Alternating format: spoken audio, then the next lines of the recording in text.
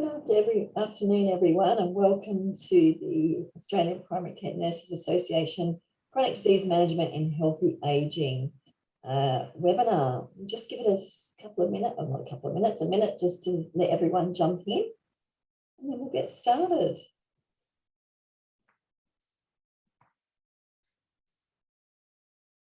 It's coming in very quickly.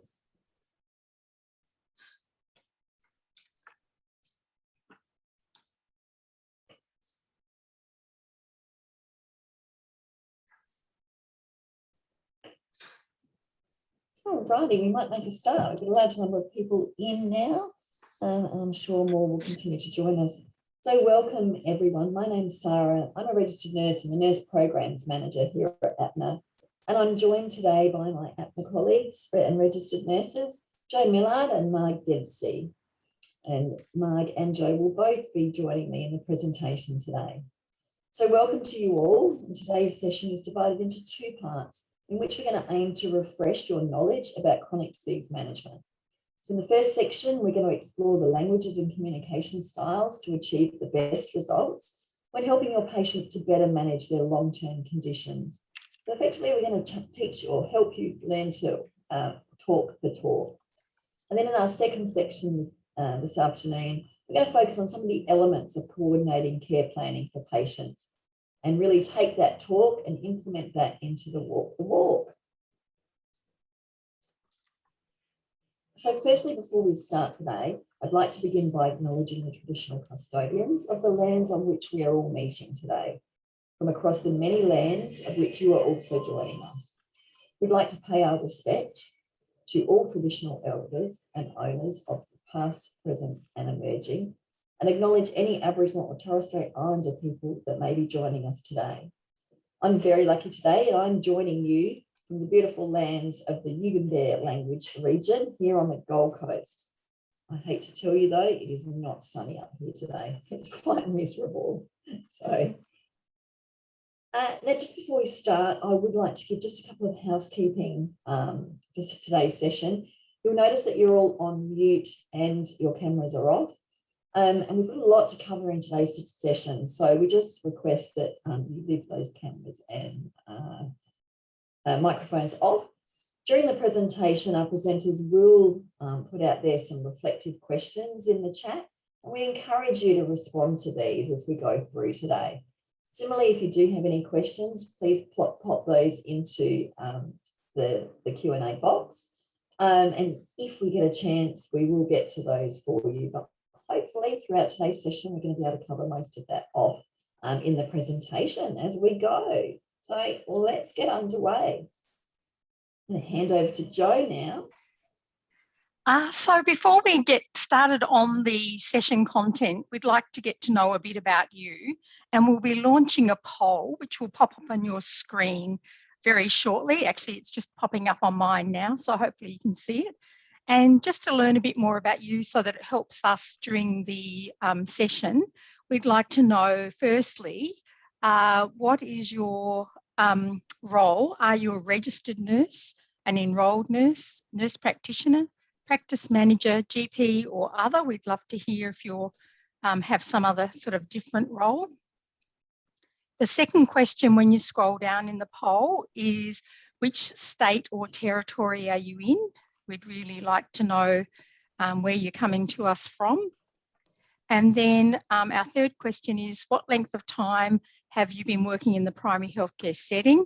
There's always someone, or very often there's someone that's been with us, you know, in primary healthcare for less than a week. So we can't give out prizes from here today, but is it less than a week, less than a month, less than 1 year, less than 3 years, less than 5 or more than 5? I'm sure we'll have some experienced people here with us. And what area of primary healthcare are you working in? Is it general practice, aged care, corrections, school nursing, or another area? And just having a look, it looks like most people are registered nurses. We've got some enrolled nurse colleagues with us, nurse practitioners, practice managers, excellent. And it looks like the majority of people are coming from Victoria, but there's, well, good representation across all the states and territories there. So that's fabulous to have you from all around Australia. And we haven't got anyone that's been with us for less than 1 week, or they're not owning up if they are. But we've got people from all other experience of time spans. And then it looks like everyone is pretty much general practice, but aged care, welcome to our colleagues from aged care. And other, we'd love to know what the other is. If you feel like putting that in the chat for us, that'd be fab. So thank you very much, all of you, for, I think that probably you've had time. Oh, psychologists, thank you, Rachel.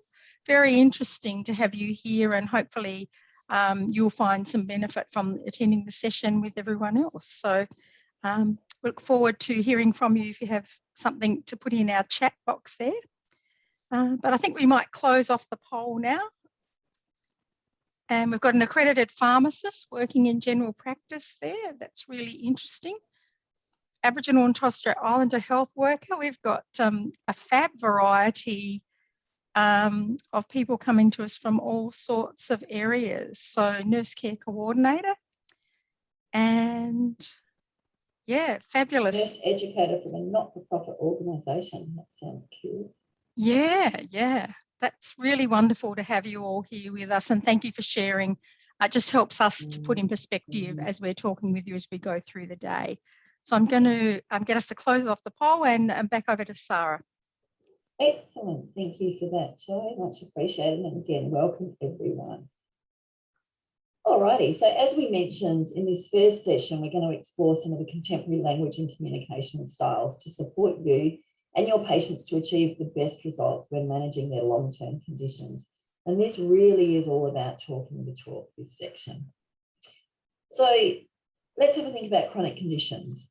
So we start off by looking at some of the background information around chronic disease. And really this is critical when we think about things in this space. So chronic conditions are the leading cause of illness, disability and death in Australia. And tackling chronic conditions and their causes is the biggest challenge that we have facing the Australian healthcare system today. Over the past 40 years, the burden of disease in Australia has shifted towards chronic conditions and leading us to need to focus on early risk identification and prevention activities around coordinated care management. Chronic conditions are occurring earlier in life, and Australians may live longer with more complex care needs. And we're seeing this on a daily basis. This means that individuals require more services from a range of providers across the health system for extended periods of time. Changes must occur to deliver a sustainable health system that responds more effectively to chronic conditions. Currently, 1/3 of the burden of disease is potentially preventable, and we know that traditionally in primary care, prevention has not been well funded. So the focus on prevention can significantly reduce the volume and severity of chronic conditions and provide long-term cost savings and better health outcomes. And strategies to effectively manage chronic conditions are equally important to optimise quality of life for people. So if we take that one step further and we think about the disease priorities, this slide's really quite poignant. According to the Australian Institute of Health and Welfare, this current list that you see here of health conditions are being monitored for their impact on individuals and the actual health system. And the list gets updated regularly. Interestingly, more recently, dementia has actually been removed from the top 10, which is what this list is. So chronic disease such as cancer, coronary heart disease and diabetes are the leading cause of ill health and death in Australia. And you can see that on this slide, they're the ones that are indicated with the little asterisks. So 2/3 of the burden of disease is due to 5 disease groups. You may find this surprising, you may not, but these 5 groups include cancer, cardiovascular disease, mental health, substance use disorders, and musculoskeletal disorders. Interestingly, asthma has been a key space to watch for the changes to the guidelines during COVID-19, particularly given that, with respiratory safety and avoidance of, using nebulizers during the pandemic, we do know that we shouldn't be doing any aerosol generating procedures in primary care. And of course, that's been a tricky one because we've got patients that still have needs in this space, and the risk of, that disease progressing is not what we want to see. And if this is something that you're really interested in, you can access further details on each of these conditions from the AIHW website. And it's a great resource to have marked to update frequently. Now, I'm hoping that everyone that's on this webinar today has had the opportunity to join us in our Nursing Australia Week podcasts, which are the three podcasts a day over this 5 days, open to all nurses in Australia. Interestingly, there was a statement made on there this morning from Heart Health Australia, and they were talking around how 27,000 heart checks have either been delayed or missed during the pandemic. Now, when you consider that cardiovascular disease is in our top 5 groups of diseases, we've got a tsunami waiting to happen here. So it's really quite scary. And so, if nothing else out of today you take away, maybe you could go and have a look at those patients and making sure that you've done those heart checks. And I'm hoping that maybe Joe or Marg may be able to pop in the chat for us. The Heart Foundation Australia has actually created a template that you can actually do some checks around this. So we'll try and share that through this process.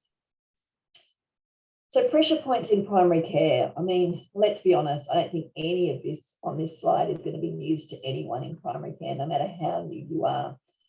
And, we can all relate to this. So the increases in these pressure points, like the rise in chronic disease, the aging population, the pressure to manage people in the community because it's far more cost effective, and the health workforce pressures all accumulate to impact the quality of care provided to our patients. So we know that nurses are really well placed to respond to and meet the demands of care. And the current trends in chronic disease management are driving the need for innovative care models, including the establishment of nurse clinics. And we'll go into that nurse clinics details a little bit later in the presentation. But nurses can't do this on their own. And when we talk around particularly chronic disease management and managing these pressure points, it is very much a team-based care approach. And it's critical that we have this team-based approach to respond to all of the pressure points. Yes, your front of house staff have got a significant place to play when we talk about, managing the system and supporting our patients.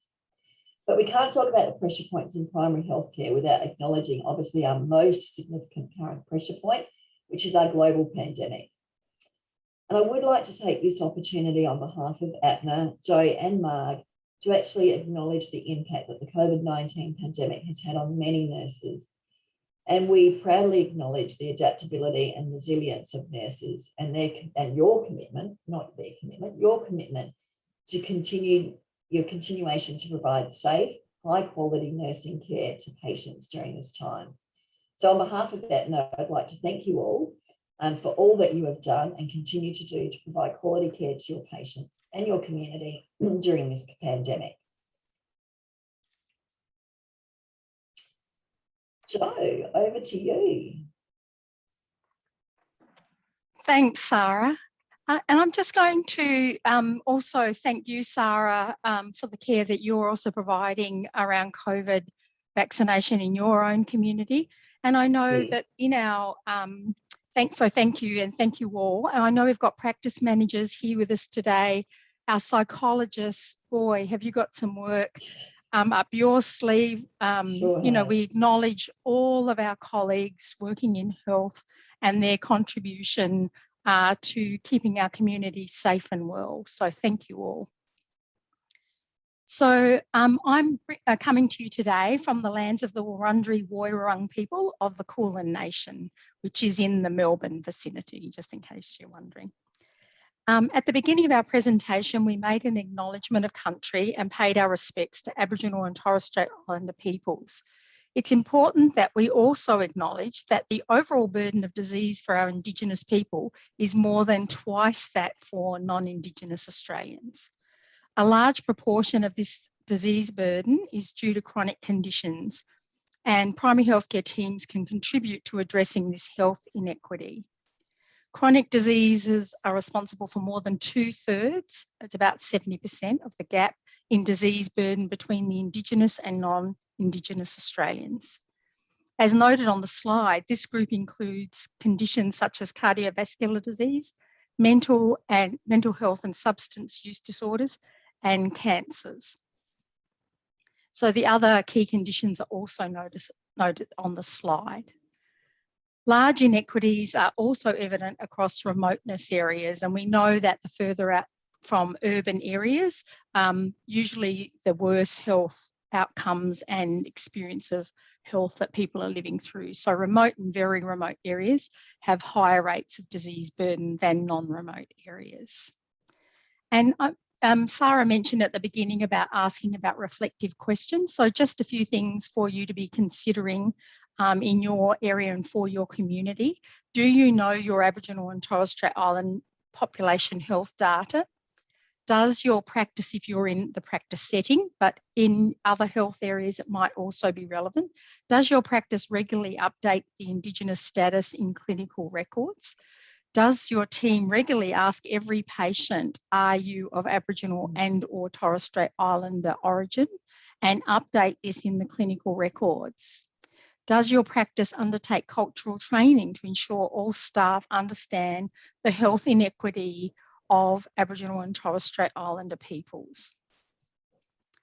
So remember, providing culturally appropriate healthcare is more than displaying signage on a practice window. Collection of Aboriginal or Torres Strait Islander status supports planning and delivery of appropriate health services for all Australians, and it measures the impact of services on particular groups, monitors trends and changes in health and wellbeing of Australians over time, and supports access to Aboriginal health workers and practitioners, or the Medicare Indigenous health check, which is the item 715. So there's all sorts of things that come online and that can be resourced, to support our Aboriginal and Torres Strait Islander community and peoples to be able to access optimal care. So I just wanted to mention too, you may have heard on the news this morning about the fact that COVID-19 is impacting the Aboriginal and Torres Strait Islander communities up in the NT. And we know that our Aboriginal and Torres Strait Islander peoples in our communities have higher chronic disease burden, and so are a particular risk. And considered high risk. So I'm going to put out another question. How are you contributing to prevention in your local community of COVID-19? So just a food for thought there. And back over to Sarah now. And yours is the next slide, sorry, Jo. Sorry, I was a bit ahead of myself. So now we're going to look at communication and health literacy, which flows on beautifully actually from the talking about different communities and at-risk communities. And that we know that the language we use and the way we communicate with patients is crucial to achieving positive health outcomes. I think we forget the impact as healthcare providers that we can have on individuals coming to see us during our day. So health literacy is important for us to be aware of as health professionals so that we can best support patients and their care. There is consistent evidence that indicates associations between individual health literacy, health behaviours, and health outcomes are important. So examples of health literacy include the ability to understand instructions on prescriptions, medications, appointment slips, and it might be, for example, how to use their respiratory inhaler device, or what tests are required and where to go and how to access tests for medical imaging or blood tests.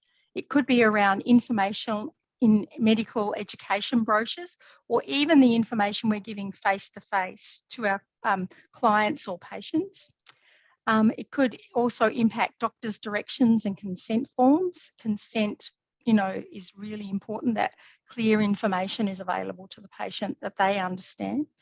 And the ability to negotiate complex healthcare systems. It's not easy, even for us. We've all probably had experiences ourselves where we've felt like, I'm a nurse or healthcare provider, and I still am having trouble working out what's going on here and what's required of me. So the aim of health literacy is to assist patients and their families or carers to obtain, process and understand health information necessary to make appropriate health decisions. Health literacy refers to an individual's or community's ability to apply health information and navigate the health system. And it's, as I just mentioned a moment ago, it's actually key to individuals, carers and families making informed decisions about their health care. It's determined by individual factors, which may include education, age, socioeconomic status, or ability to access English or other relevant language. So our CALD communities and Aboriginal and Torres Strait Islander communities may have specific translation requirements. The Australian Commission on Safety and Quality in Healthcare describes 2 levels of health literacy. Individual health literacy, and that's the skills, knowledge, motivation and capacity of a person to access, understand and apply information to make effective decisions about health and healthcare and to take the appropriate action. Health literacy environment is the infrastructure, policies, processes, people and relationships that make up the health system. And these factors have an impact on the way people access, understand and apply health-related information and services. So low health literacy has been associated with increased hospital use. You know, we definitely don't want to be seeing that at this time with COVID. The health system has enough to cope with at the moment. So if we can avoid unnecessary hospital unplanned admission, then that's what we would all like to be doing. Premature mortality in the elderly, poorer ability to take medications appropriately, that can be a life-threatening situation, lower risks of preventative health activities like flu vaccines or cancer screenings. And we know here in Victoria, if you go to the Cancer Council website, the screening for breast screening particularly is way down at the moment. So that's, you know, unrelated necessarily to health literacy. It's around restrictions that we've been living through, but it's if people don't have the understanding of what actually is available to them, then they can't attend for those kind of screenings. So also increased risk of adverse health events, increased healthcare costs for the individual and the health system, and less active self-management. And, you know, in contemporary care, we're really wanting to encourage that. So just leaving you with that question, thinking about an experience when you or a loved one has required healthcare in our health system, did you or they feel out of depth? And I can think of 3 or 4 examples in the last few months where for loved ones or for myself, I've been wandering corridors and, you know, not been familiar with that environment. So now we're going to be talking about teach back technique as a means of supporting health literacy. And some of you may be aware or use teach back in your clinical practice. You may use it, but just not be aware of the name of the technique. But teach back is a method of communication which checks a person's understanding by asking them to explain in their own words what they need to know. So teach back is a way to make sure that us as the healthcare provider can explain information clearly. It's not a test or quiz of the patient. It's our responsibility to be checking in with the patient that we have explained thoroughly and clearly to their level of understanding so that they can go on and look after themselves at home. When explaining a concept to patients, we may need to use different words to make it easier to understand. We may need to try a couple of times and in different ways to suit a person's needs. And when we ask the patient, as part of teachback, we then ask the patient to explain what we've said to them in a summary in their own words so that we can check back in that what we've said has made sense to that person and is the information they require. So teachback method requires elements including using a caring tone of voice and attitude, displaying comfortable body language and making eye contact, using plain language, so none of our health acronyms that we're so fabulous at, scattering through our conversations. asking the patient to explain back using their own words, using non-shaming open-ended questions, avoiding asking questions that can be answered with a simple yes or no, because it's very easy for people with numeracy challenges to just say, oh yes, I got that. But if we then ask them to explain it back, we're getting a clearer understanding of whether they actually did understand what we're trying to teach or explain to them. So emphasising that the responsibility is on us as the healthcare provider to actually explain clearly that it's not up to the patient. We've got to keep finding a way to message that person. It might be with pictures or hard copy resources. We just need to keep finding the way through so that that patient understands what it is that they need to learn. If the patient is not able to teach back correctly, we need to explain again and then recheck. And also using reader-friendly print material can support learning, or there's lots of online resources that are available as well. Document, and then of course the use of using teachback in the patient's records so that we can be sure that we've actually used teachback as part of our technique in explaining whatever it is that we're trying to message the patient with. So now let's watch an example in a clinical setting where teachback is used for a patient living with hepatitis B. And we'll ask you just to pop into the chat your thoughts following the video.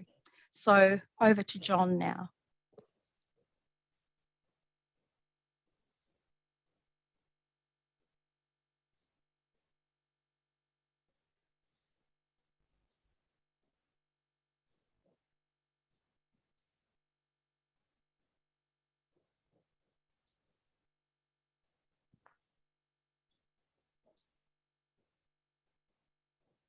I'm not sure whether it's just me, but the sound is not working at the moment, John. I'm sure you're resolving that at the moment, so. No, I don't have sound either, John.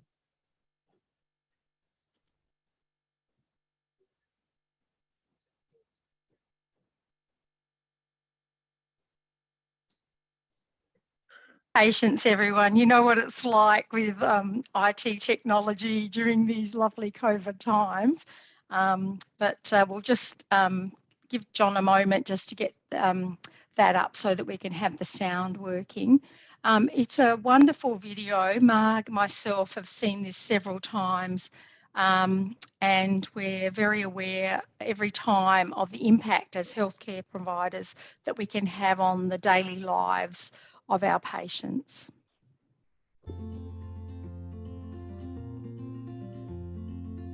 Yeah. Working.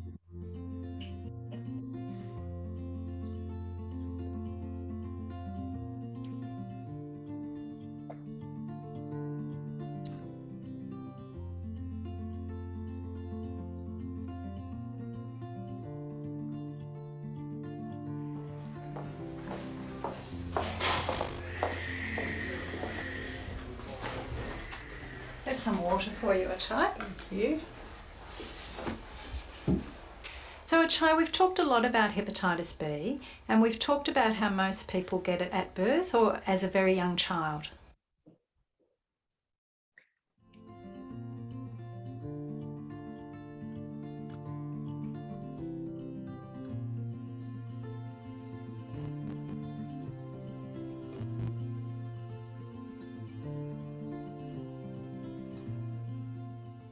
So Achai, I want to check that I've explained everything properly to you. Can you please explain to me in your own words some of the ways that you can't pass hepatitis B on to others? Yep, by sharing plates, eating together, holding hands and hugging. And I'm going to tell my sister now that it's okay to play with their children without worry. Yes, that's great. It's perfectly safe to play with your nieces and nephews and to be affectionate with them and to share meals.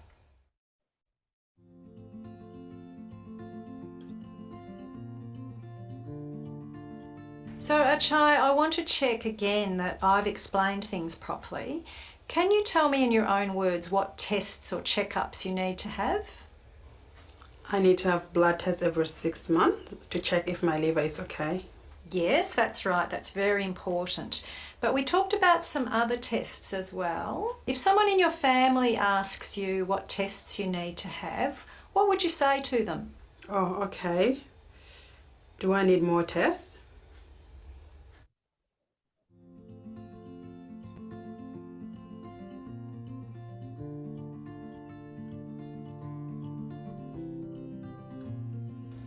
You also need to have an ultrasound scan every 6 months. So I need 2 tests every 6 months? Yep, that's right. So the ultrasound scan is a type of photo, and we look at that to see if there's any lumps on your liver. So an ultrasound to see if my liver is okay. That's it. So 2 tests every 6 months, perhaps to help you remember, perhaps one lot in winter time and then one lot in summertime.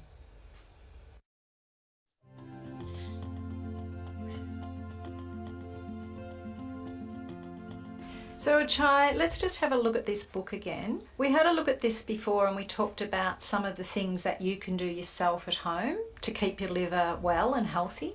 So I just want to check I've explained properly. If someone in your family asked you what you can do yourself to keep well, what sort of things would you say to them? Eating plenty of healthy food, no alcohol, and exercise. Good, great.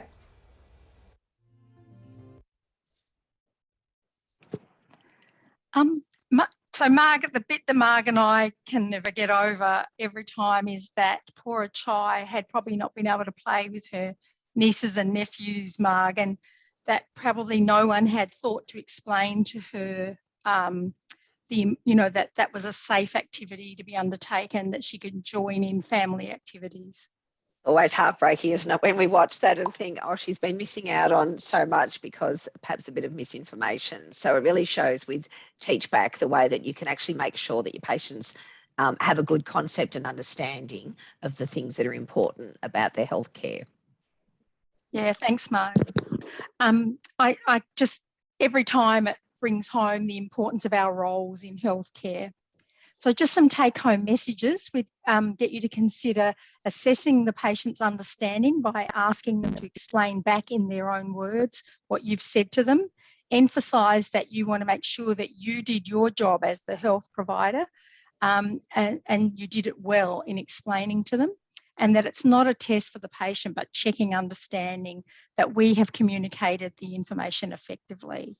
And I'm sure you can see from this video how important it is that we have good communications with our patients during our chronic disease management consultations.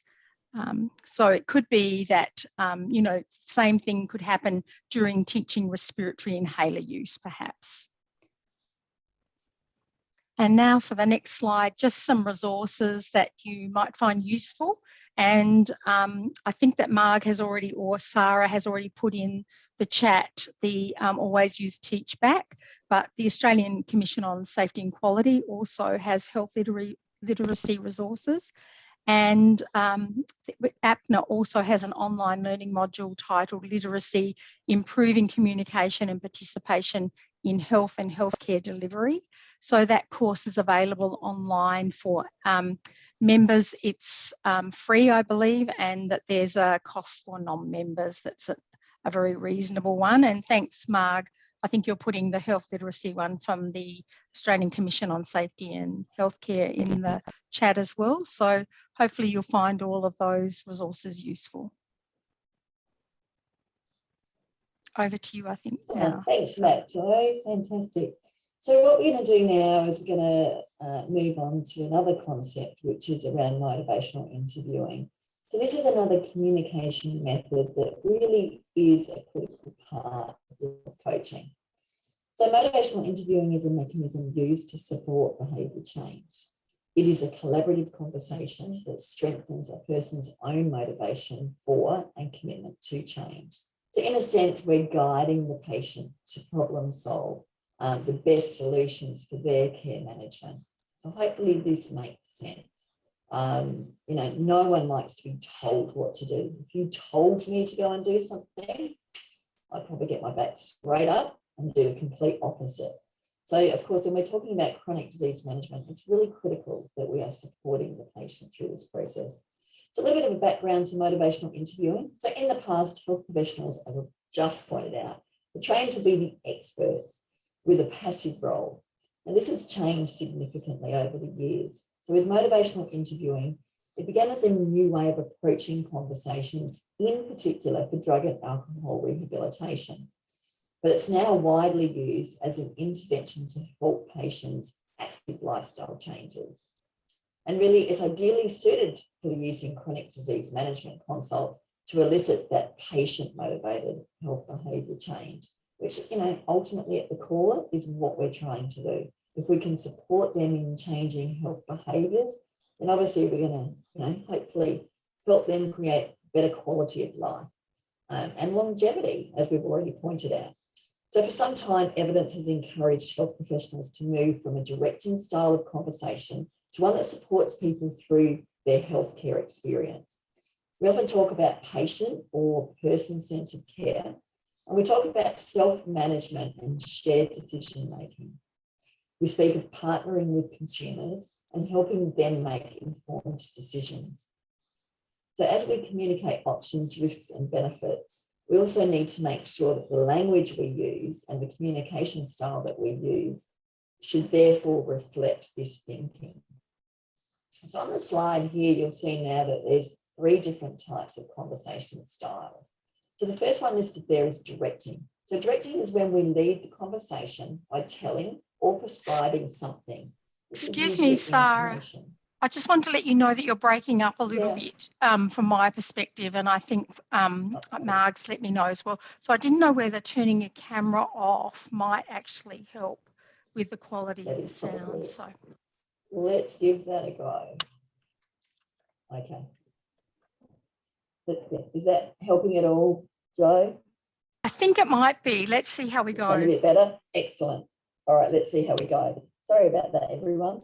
So I'm just going to step back and go back to where I said that this slide, you can see on here that we have 3 conversation styles, okay? So the first one here is directing. So directing is when we lead the conversation by telling or prescribing something. So this is, if we think about what situation would we be directing in? Is everyone still there? Yep, we're still there, and you do seem to be clearer, Sarah. Okay, cool. Sorry, I've just lost all people's on the screen, so that's all good. Sorry. So if you think about how would we be using this style, it's when we're really giving information or instructions. So, we really need to be clear and concise in that with the patient. So the health professional, you're the expert, and you are required to share facts, knowledge, guidelines about health issues. So we might be sharing information that's critical to the patient's well-being. So providing information to a newly diagnosed patient with diabetes, for instance. So they need to be aware of the long and short-term health effects. They need to understand medication warnings and recommendations for stabilising their diabetes. This is really critical information. There's really not a lot of wiggle room in that space. If we then move to the next one, which is guiding, guiding is when we support, encourage, and assist patients as we explore their health behaviours. And really, this is very much, I think of it as hand-holding. So we're not just passively listening, nor are we taking control of the conversation. We're actually a partner in health. The next one, the third component of type of communication is when we're following. So following is when we support the patient to lead the conversation. We follow the story and work to understand it. By listening, we are likely to receive useful information about the patient in a short amount of time.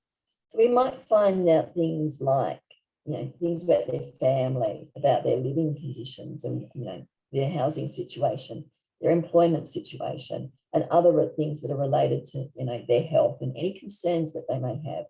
So it helps us to understand their level of health literacy, which obviously we've just gone through with Jo. And that's both the individual health literacy as well as their understanding of the health literacy of their environment that they are in. Now, this has stuck with me, this fact that I'm going to share with you. And every time I'm sitting with one of my patients, I have it in the back of my mind. There was a US study that was done that noted that on average, doctors spend only 11 seconds listening to their patients before they interrupt. When I first heard that data, I nearly died. And I thought, 11 seconds. And I reflected on consultations that I had had with my GP, and I thought, yeah, you know what? That's probably spot on. You know, I'm there with my agenda and, you know, what is important to me. Yet obviously the doctor has his agenda, but I think it's really critical and something that we can take home as primary healthcare clinicians. That, you know, when we're sitting there with a patient and a patient's wanting to tell us their story, that 11 seconds really isn't long. And I know I couldn't get much information out in 11 seconds. I don't know about you, Jo, but if I was cut off in that time, I'd probably start to get very frustrated. That listening skill can't be underestimated, that we give our patients or clients the time and the space to tell us what's going on with them. Agree. Yeah, correct. Spot on. So as Jo's just pointed out, listening really is about listening to the patient. And it's the key message when we talk about health coaching. When we talk about listening, we should listen to receive information, not to react or respond or interrupt. And I think, you know, it's human behavior that, you know, if you think about it, when we're listening to someone, when we're hearing someone, we're actually constructing a response in our head. So we're not truly listening.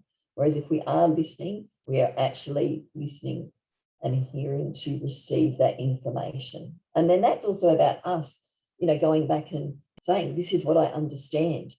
So it's about that clarification as well. So have a think about it. How are you communicating with your patients? And is it really the most effective communication style to be using? So Jo's already mentioned that, you know, there is some opportunities for ongoing learning as part of APNA online learning modules. And there is certainly the one on motivational interviewing that you can access. And there's the one around foundations of facilitating behaviour change. So something for you to have a think about and go and have a look at. So goal setting. This is my most favourite part of the whole process. And I have to say, I think it's one thing that in my many years of chronic disease management, I, for many, many years, did really, really poorly. So it's an important part of the work that we do in chronic disease management in supporting our patients to work towards achieving their own health goals. Goal setting is another component of health coaching, but it plays an important role in chronic disease management conversations with patients. So when we talk around goal setting, we have to think about, first of all, what are the benefits of doing this? So I propose to you that there is multiple benefits, but a couple in particular. When we think about goals, goals can describe what a patient identifies they want to achieve during an episode of care. They're a shared decision-making process between the clinician and the patient. They help organise and prioritise care activities. So my priority, or the thing that I think is the most important for the patient that's sitting in front of me, might be the lowest on their list.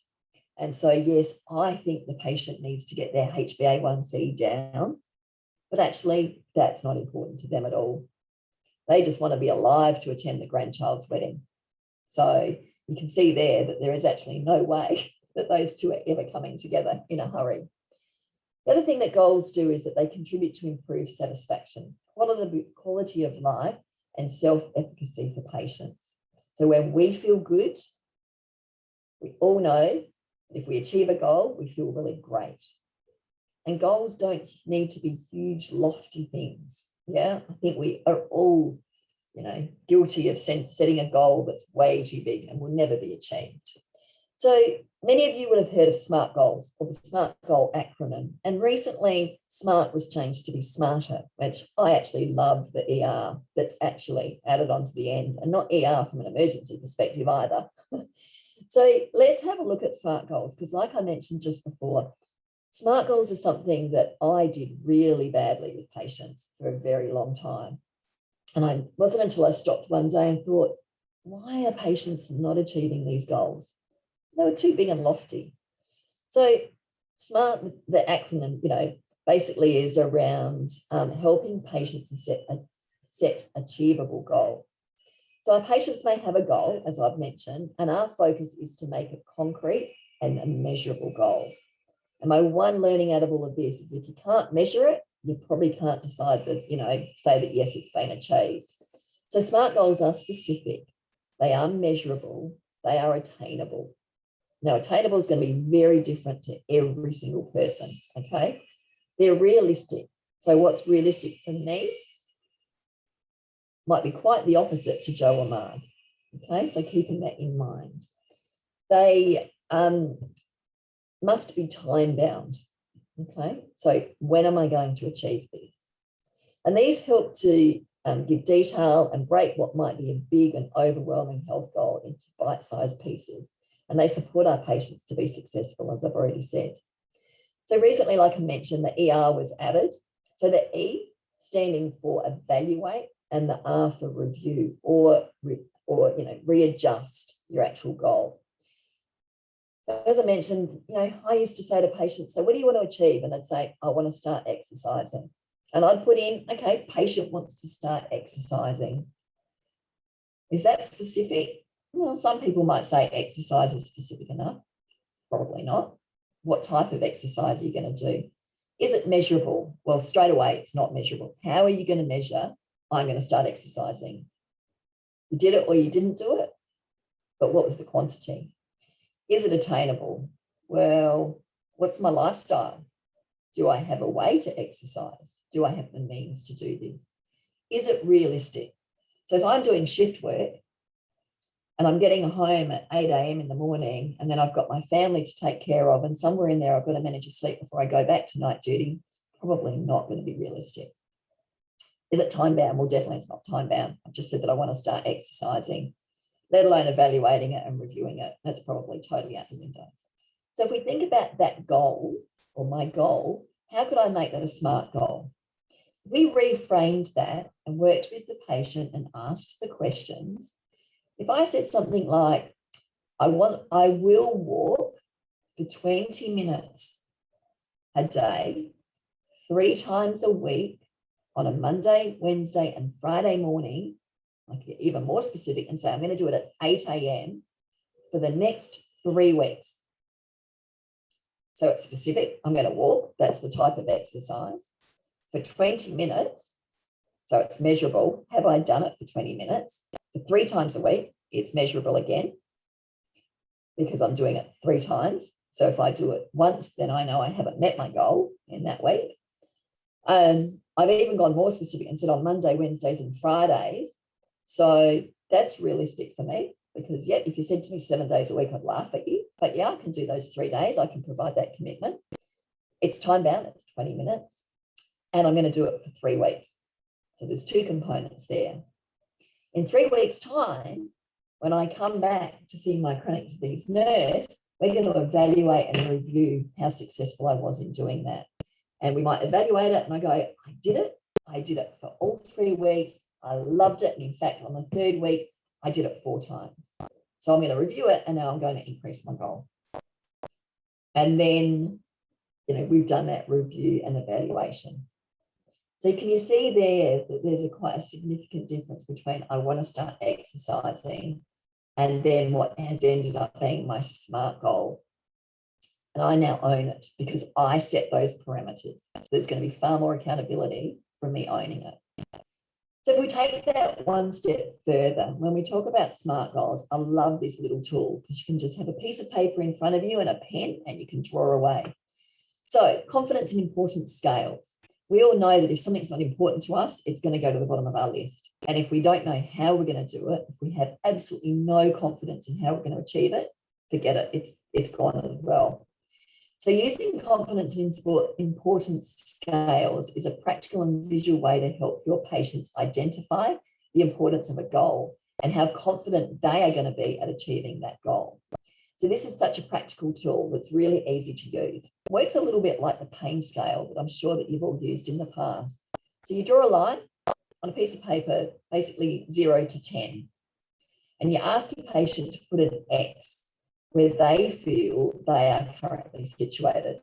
So if your patient's situated, down here at this end of the scale, that's okay. Let them put the X there. But it's important that the health goals are determined by the patient and to check that the goals that they are planning are planned and meaningful to them. And using this, obviously, we're going to be using our motivational interviewing, but we can use 2 questions to check in with our patient. So firstly, how important is this goal to you? So like I said, if the patient puts their X down here, let's say 3, it might seem important to me as the nurse, because I think, well, yeah, you need to do this.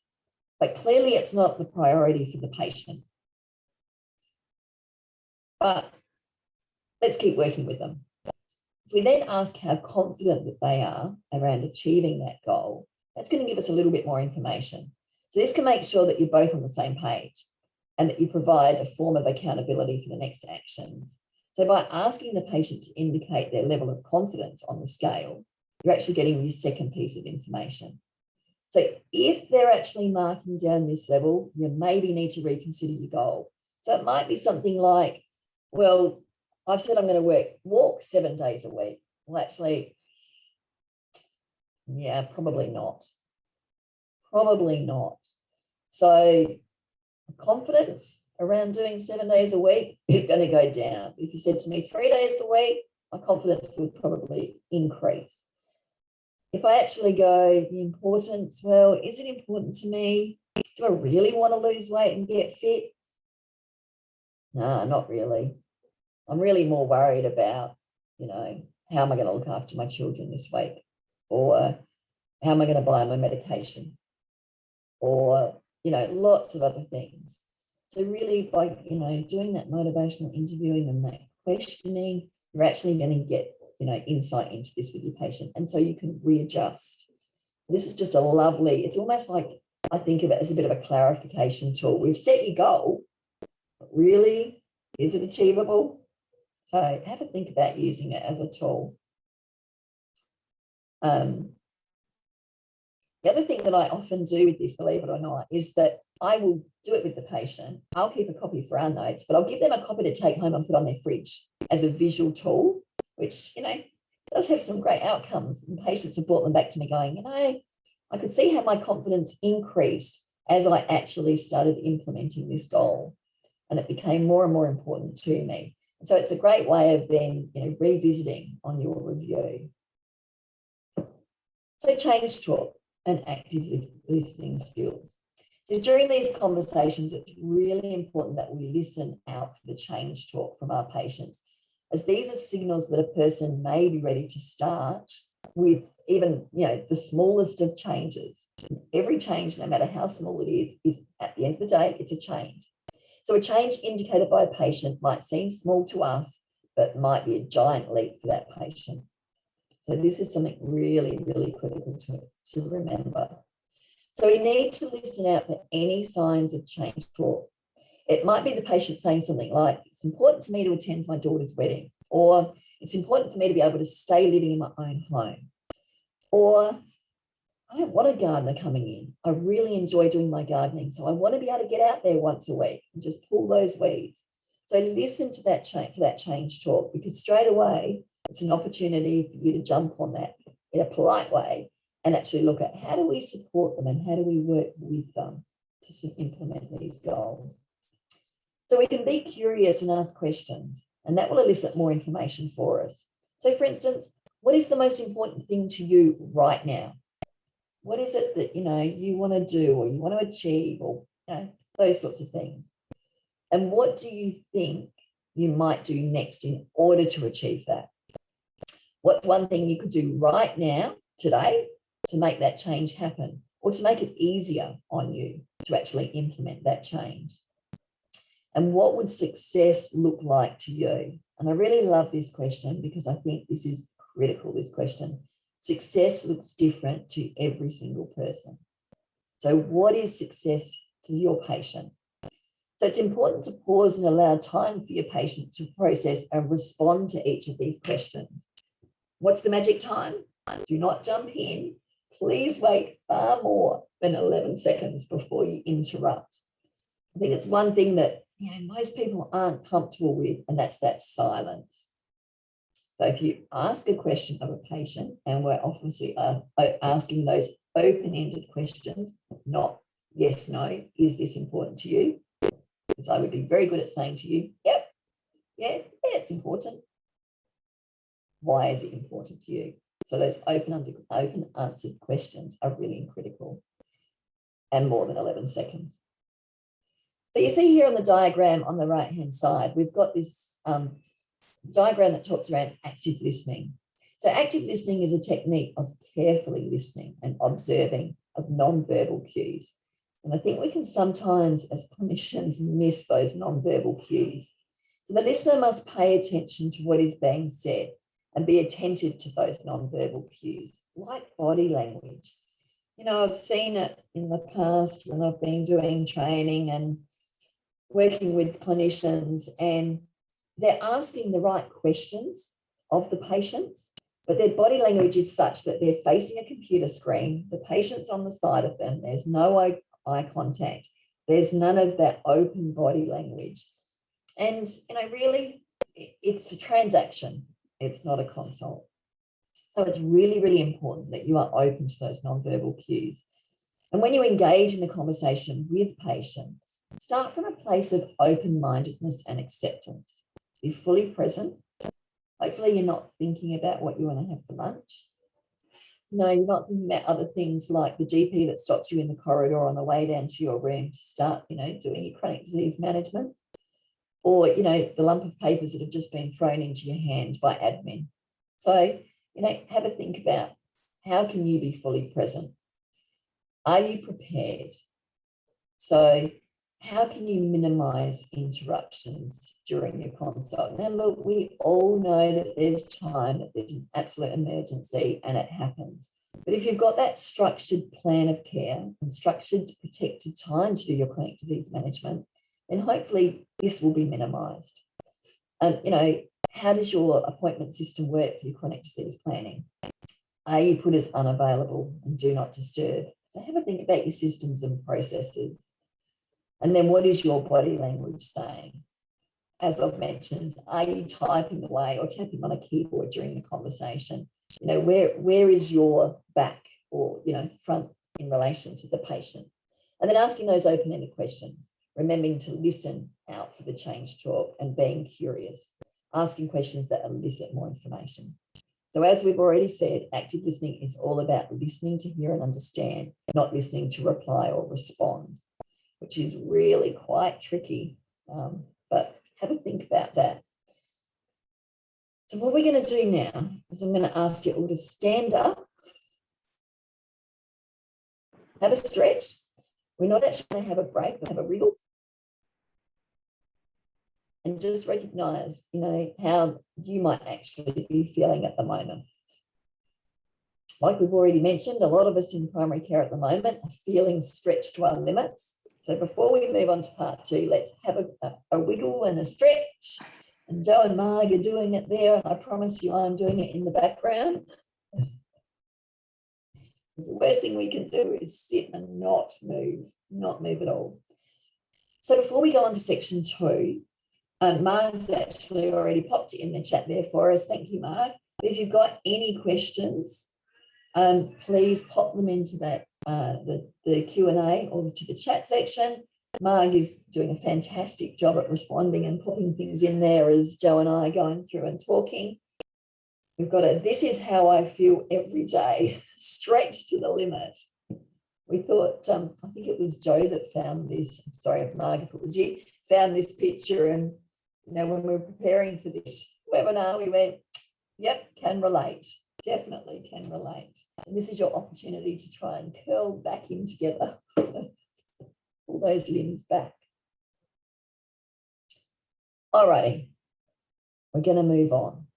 That was a lot of information that we just provided. So we've talked about talking the talk.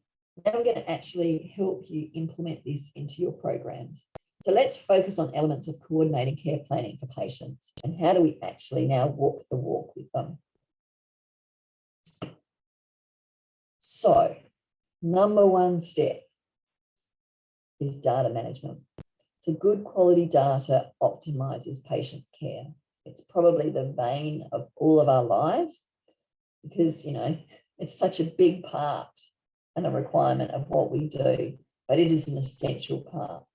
And so it is essential that you establish robust data management processes. Can't stress that enough. So data management is about having complete, correct, and up-to-date patient information in your clinical software. And this is a really good starting point when you're establishing a structured chronic disease management process. There is nothing worse than, you know, trying to establish a chronic disease clinic, and then you go to your data, you go to your clinical records, you start to look at who and what and where, and, you know, your data is so out of date. You spend, and you will spend, hours and hours and hours and days just trying to clean that up. So having clean data improves not only your patient outcomes, it improves communication channels, it improves your workflow. Can't stress that one enough. And it helps us to identify and better understand our patient population.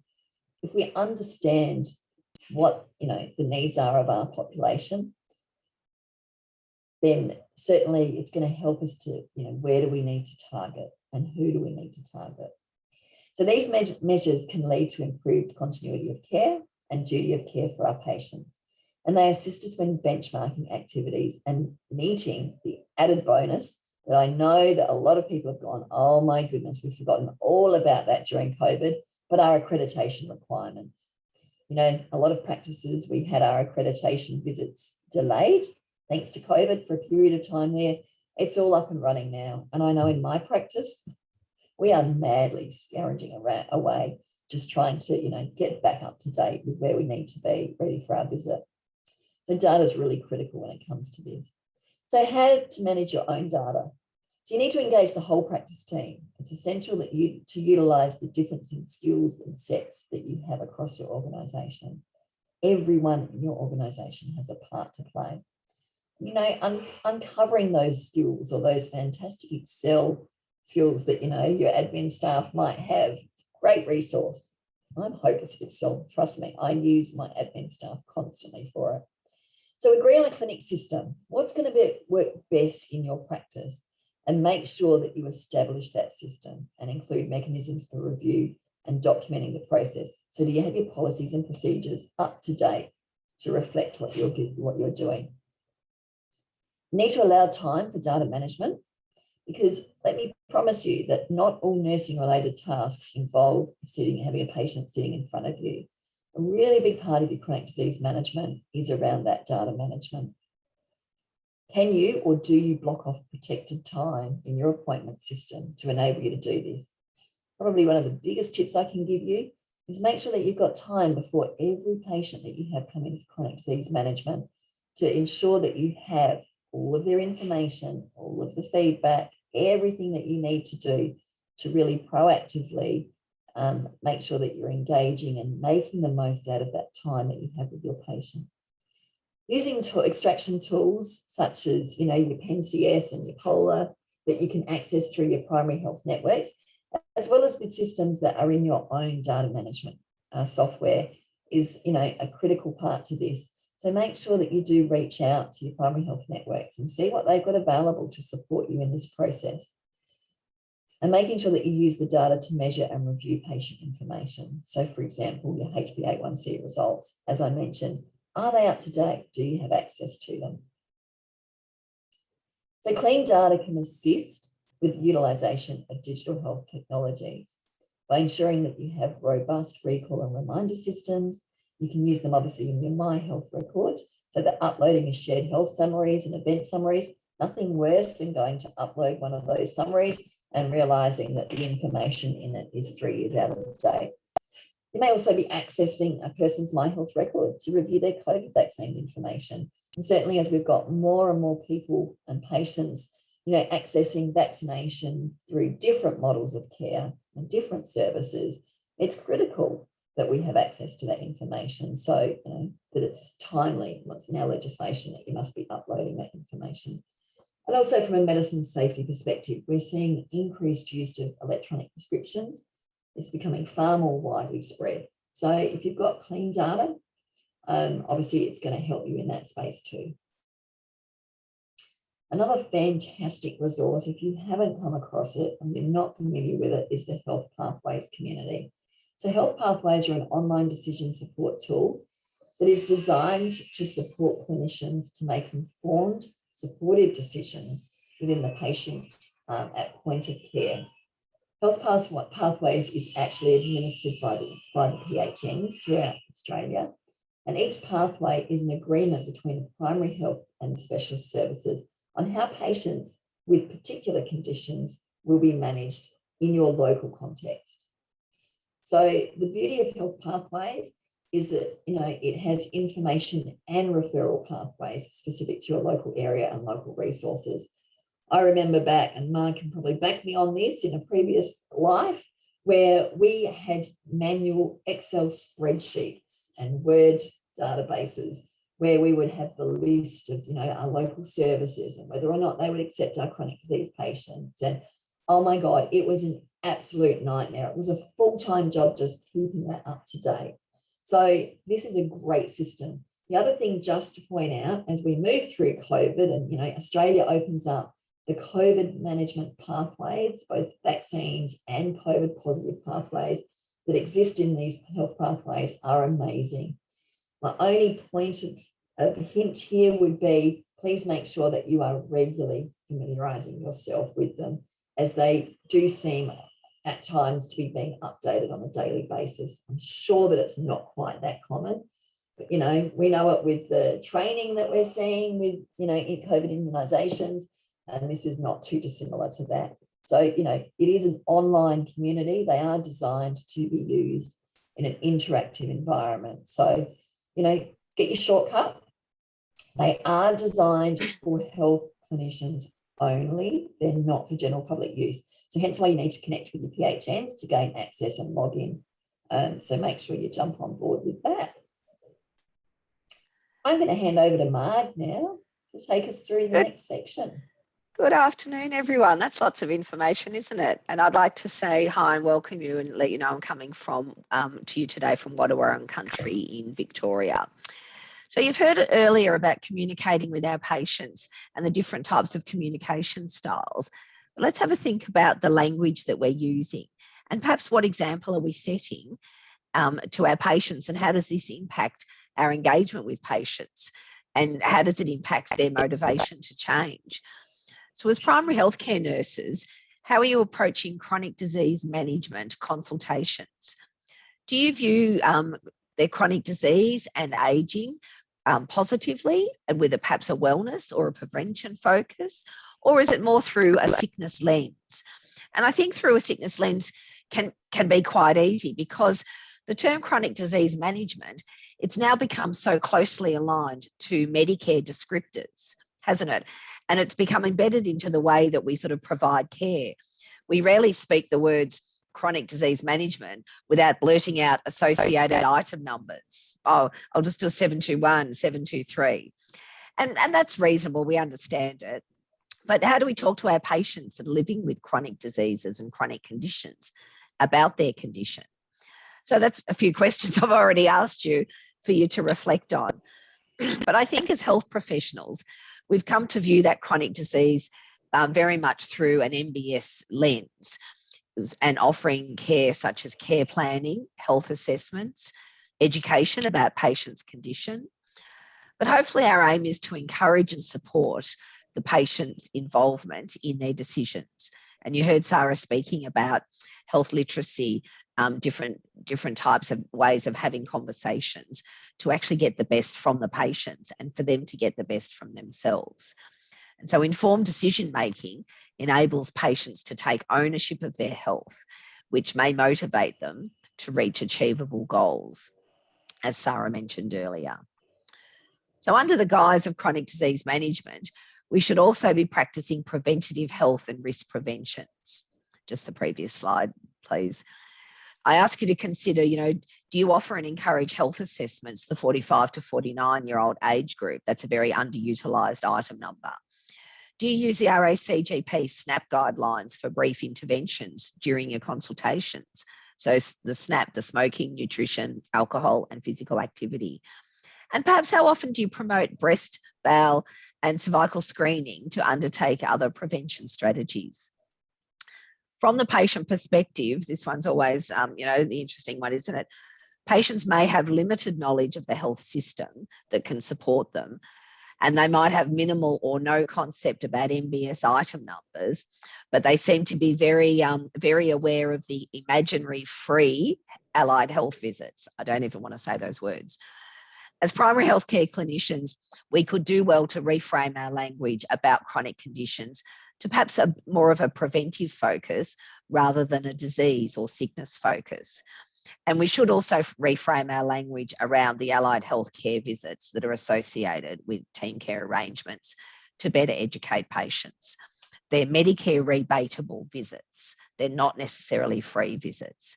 And as you will appreciate, private businesses can set their own fees. So I would suggest, to avoid confusion, we need to work with GPs, with allied health professionals. We all need to work together to deliver consistent messaging from the primary care team. And this next slide just shows you the RACGP resources, the red book and the green book, and where they fit into a broader suite of RACGP resources. So you can have a look at those when you're able. Over to you, Sarah. Thanks for that, Marg. Lovely. So now we talk about care planning, or the common word used in primary care is the GP management plan. So if your patient has a chronic medical condition, they may be eligible for one of these plans. And the MBS item number associated with it is a 721. So management plans help clinicians coordinate the care for people with chronic conditions, and the structured approach may reduce the need for ad hoc consultations. Developing a management plan can also help encourage your patient to take responsibility for their care, and patients may identify things they could do to achieve their health goals. So when we talk about chronic disease management or care planning, we should be thinking more broadly than just meeting the NBS requirements to claim a financial incentives. Unfortunately, that's sort of an area that's a bit of a stick in the mud. But care planning is more than this. Care planning is patient-centered. We've already mentioned goal setting by patients. It's team-based, so the practice team has a role in care planning along with external providers. It includes individualised assessment of patient healthcare needs and health conditions, and includes planning and goal setting, which the patient agrees with and consents to. So it's patient-centered care. It includes agreed actions to be taken by the patient, and should include identification of the patient's health literacy levels, both individual health literacy and the health literacy environment, and includes regular monitoring and review. And that's really critical, that monitoring and review. So the better you're prepared, the more you'll get out of the time with the patient, and the more the patient will get out of their time with you. When preparing a GPMP, or GP management plan, you need to explain the steps involved in preparing the plan for your patient, and you need to record their agreement to proceed. I'm sure we've all been in that position where we've had a patient turn up and they've got no idea that, in fact, they've had one of these plans done previously. So then we need to write a plan that describes the patient's healthcare needs, their health problems and relevant conditions. You need to identify with them their management goals and actions for the patient, treatments and services that the patient will need, and make arrangements for providing those treatments and services, as well as I've mentioned, arrangements to review the plan. Once the patient agrees to their GP management plan, we need to offer them a copy and add a copy of that to their medical record. You can see here on this slide that there's several resources available to help you implement a structured care plan model at your practice. And the links here are to some of the resources. The first one's a fantastic resource, which is a Q&A from the Department of Health. And it lists a lot of the common questions and their answers around chronic disease management. It's a great resource if you are new to chronic disease management, or if you want to ensure that you're working within the constraints of the NBS planning criteria. It is very much the source of truth, and it's a great go-to document for you and your organisation. And then the next one there is the Australian Commission on Safety and Quality, and they've produced 2 documents highlighting the essential elements of comprehensive care and comprehensive care standards and the frequently asked questions.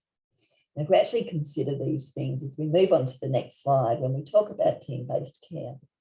So a team approach to care planning is vital. There's no other way of putting that.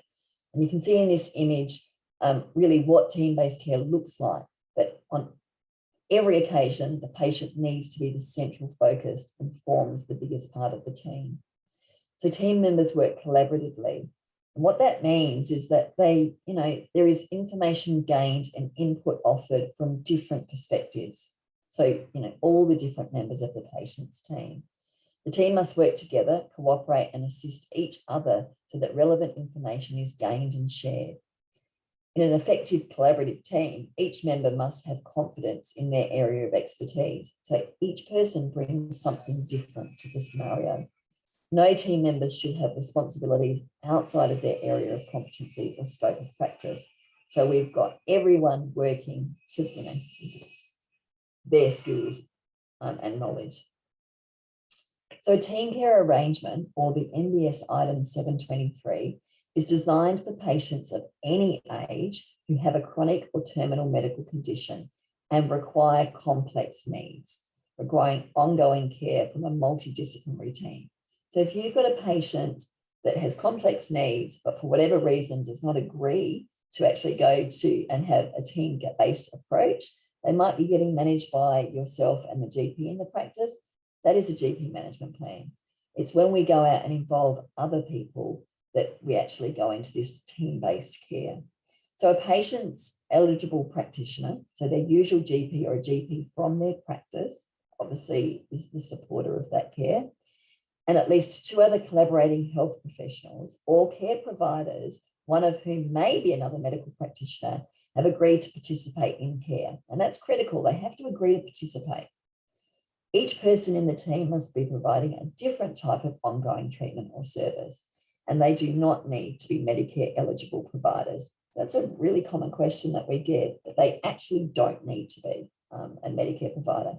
So remember to refer to the source of truth for further explanation and claiming eligibility, which I can now see that one of the team has actually put into the chat for us. So thank you. So on this slide here, we talk about patient eligibility, and this is a really cool, just little flowchart that you can access. And also you can utilize the NBS item online checker through HBOS to have a look at an eligibility of patients. So the flowchart on this slide assists you with identifying if a patient may be eligible for a GP-MP or a team care arrangement. The NBS item online checker is available, like I said, through HBOS, and enables you to search and check patient eligibility based on their NBS history. So you can check your own eligibility for claiming NBS items and check NBS item claiming conditions through that link that again has just been put in the chat. So the search results will show patient eligibility for each item you select.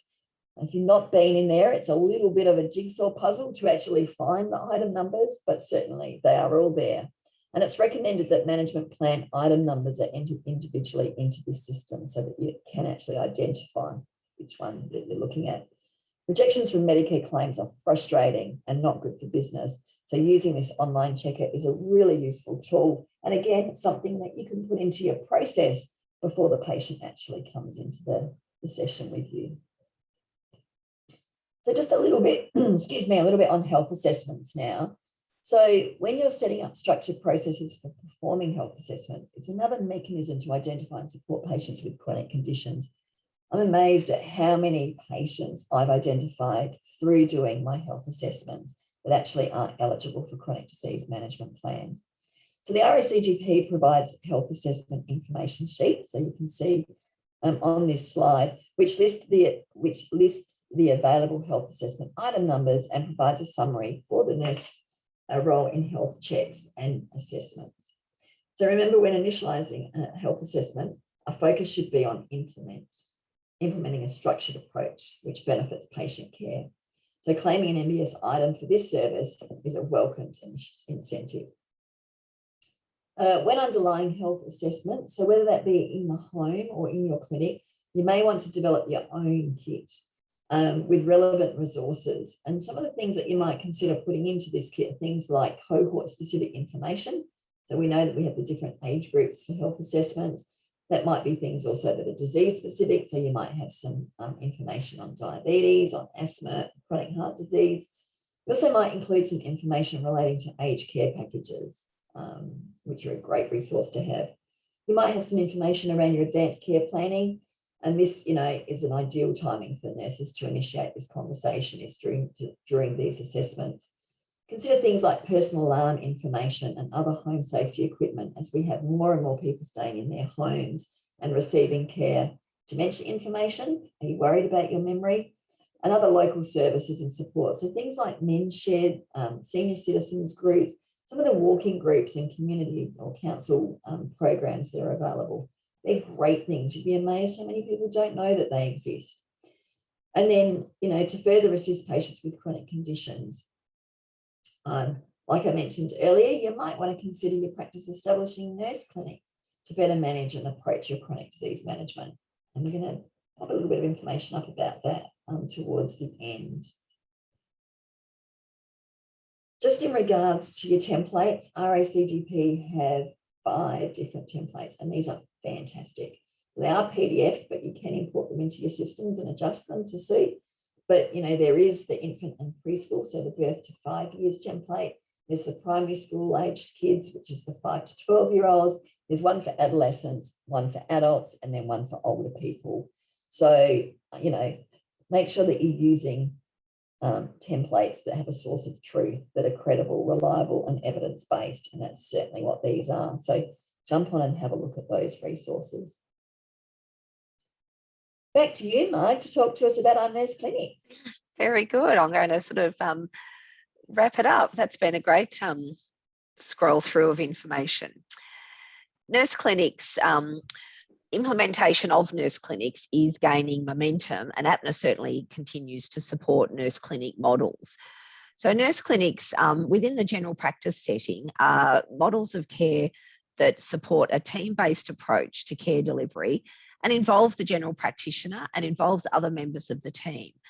But nurse clinics simply are nurse-delivered team-based models of care, and they offer an alternative model of care delivery where the nurse is the primary coordinator of the care for the patient. The nursing services provided are holistic and patient-centred. So successful nurse clinics rely on involvement from the whole practice team, not just the nurse. But remember, nurse clinics, nurse-delivered team-based models of care where the nurse is the primary coordinator of the care. And nurses coordinate care so well. That's what we do. And so it's utilising skill sets to their most optimum. And nurse clinics work best. They're an effective way to involve patients in their own healthcare by providing a more integrated and patient-centred approach to care. And as we've seen with our discussions earlier, by spending more time with individual patients, nurses can develop valuable insights to patients' lives and lifestyles, leading to better healthcare solutions, as Sarah has spoken about earlier. And for nurse clinics, what does a nurse clinic look like? Well, there's no one right model of a nurse clinic. Nurse clinics develop according to factors such as the interests and specialties of perhaps the nursing team or an identified health need within your local community. And so nurse clinics can operate very differently, and a nurse clinic in a general practice might be look very different to nurse clinic in a community health centre or perhaps in a corrections environment. Just going to show you now, we're going to have a couple of minutes and look at this video of Carolyn, who's a nurse located in Victoria that established a memory health clinic. And she identified a gap in her own knowledge and sought advice from others to help her establish the nurse clinic. And it's very much a team approach and a team clinic. So just sit back and watch this video just now.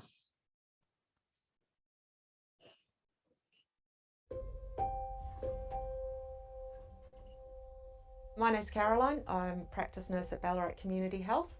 We have 4 GP clinics and I work across all of them. I've been a nurse for about 14 years. I got employed by Djerriwarrh Health Services to actually set up a particular program, Caring for People with Dementia in the Community. And that's when I developed a real interest, because I realised that people with dementia and their carers, what they really struggled with was understanding what the doctor had told them or feeling like they hadn't been heard by the doctor. And so I really realised then that there was this huge gap with people being looked after. Shortly after that, I saw APNA had some information out around some grants and nurse clinics, and I just thought, wow, that would be a great opportunity to get some support to develop maybe a clinic around cognitive impairment and dementia. Today, memory health is integrated across all our activities, and particular in chronic disease management. People were worried that that was going to take extra work, and I was working with people to realise, no, we just integrate it. It's just another thing that we're thinking about. Because I think I did feel anxious and a lack of confidence, I actually went out to people I knew in the community. One of the most important was Mark Yates.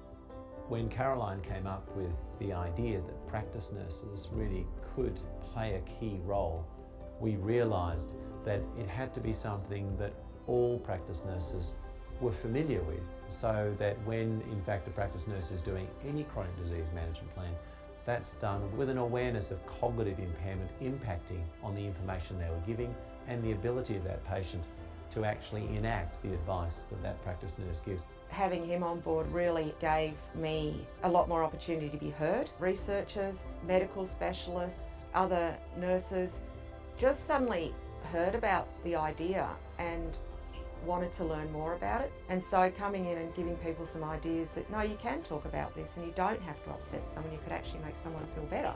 I genuinely believe that the nurse in general practice has a hugely valuable role to play. Well, we're the most trusted professional.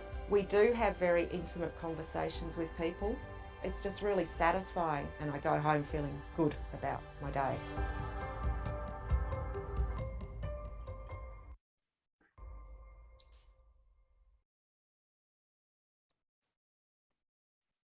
I hope you enjoyed that video. It really highlights that nurses are well placed to develop nurse clinic models and to coordinate that patient care, and it's what we do so well. And Carolyn mentioned that nurses are the most trusted professionals, and that's such a privilege to be invited into a person's life and be trusted by them. And she said that final quote, "It's really satisfying and I go home feeling good about my day." And I love that, because that's really what it's all about, isn't it? And I hope some of you are able to go home feeling good about your day back in primary health care these days. There's some questions popping up into the chat box, specific questions about chronic disease management items. I would encourage you all to look at the claiming criteria against the MBS item. But as we mentioned earlier, look at that Department of Health questions and answers about chronic disease management, because it is the source of truth and it's a great place to start for further questions.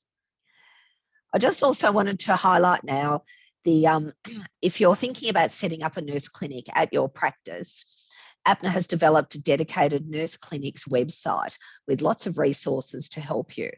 And so that you're not overwhelmed, information's been broken down into 8 nurse clinic building blocks that can help guide you.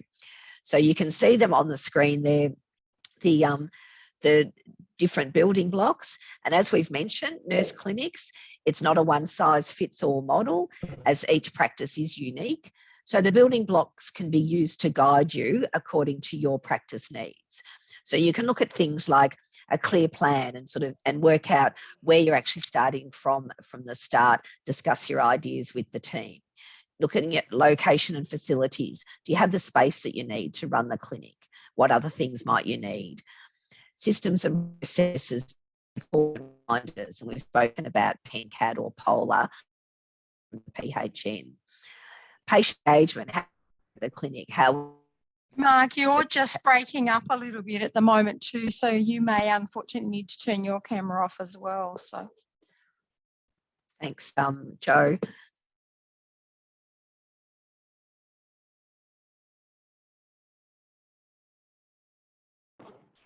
Just checking if you're there, Mark, or whether we've lost you, because we can't hear you.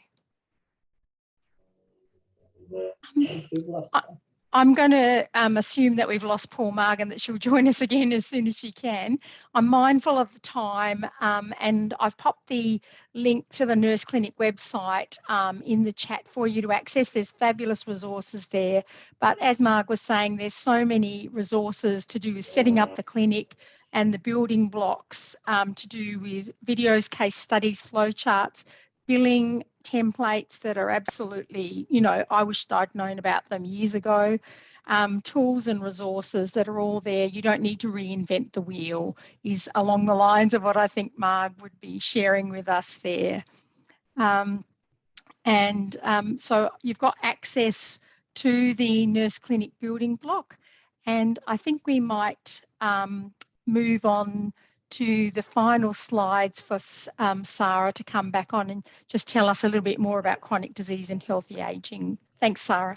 Excellent. Thanks for that, Jo, for jumping in. So, I mean, really what we've done for you today is skimmed the surface about communicating with patients with long-term conditions. You know, we can spend days on this topic. It's not a little topic. So, you know, hopefully we've ignited some, you know, some little fire in your belly to actually, you know, consider some more work in this space. So we've provided you a quick summary where we've talked the talk by exploring health literacy and navigating the health system, looking at teach-back methods of explaining information to patients. We've looked at motivational interviewing and health coaching to support behaviour change. We've spoken a little bit about goal setting and making sure that, you know, those goals are smarter goals so that we can help our patients to set, you know, and make sure that they're achievable in what they're setting out with their goals. And then we're listening out for change talk and employing active listening skills. Really, really a critical part of everything that we do when we talk the talk. We then go on to when we were walking the walk, and we explained how to implement a number of things. And this included data management and how critical that is as a foundation of what we do. We talked about reframing the language we use with our patients. We've touched a little bit on GP management plans, care planning, team care-based care, and a little bit around, you know, the item numbers that you can use there, but that in fact it's more than item numbers. We looked at health assessments and some of the resources that are available for you there. And then Marg did her best attempt, thanks to the lovely modern technology that we live in, of talking us through setting up some nurse clinics. But like Jo said, there's a lot of information on the website there for you. So if you'd like to think about building upon this knowledge and, you know, the taster we've given you today, you might want to consider looking at enrolling in some of APNA's comprehensive chronic disease management and healthy ageing programs, which are set to come back in 2022. The best way for you to watch this space is to jump onto APNA's website and actually register your interest there. You can see there's some resources in there. And the way I like to think of it was Jo's hot tip to me the other day was, you know, go onto APNA and do education/CDMHA, so chronic disease management and healthy aging. And it will actually, you know, rather than trying to navigate through the different levels, you'll be brought to the home page. And you can see there that it's a real process of what we talk about doing this here. It's not a, you know, come today, learn it all and go and implement it tomorrow. It is, you know, the building blocks that we have to employ here to do that. So on that note, I'm going to say thank you. You know, though a structured approach to chronic disease management within, you know, our practices is fantastic, and we can help our patients better manage their chronic conditions through this process, there is a plethora of information and support to help nurses, and that can be overwhelming, particularly in our current times of the pandemic. But please be aware that you're not alone. We are here to help you, and there is, you know, resources like we've pointed out today. You just need to know where to find it. So stay connected with us, utilise the support of your PHNs, and most importantly, utilise the skills within your own practice team. It's amazing the skills that exist within teams that we're really unaware of because we don't ask.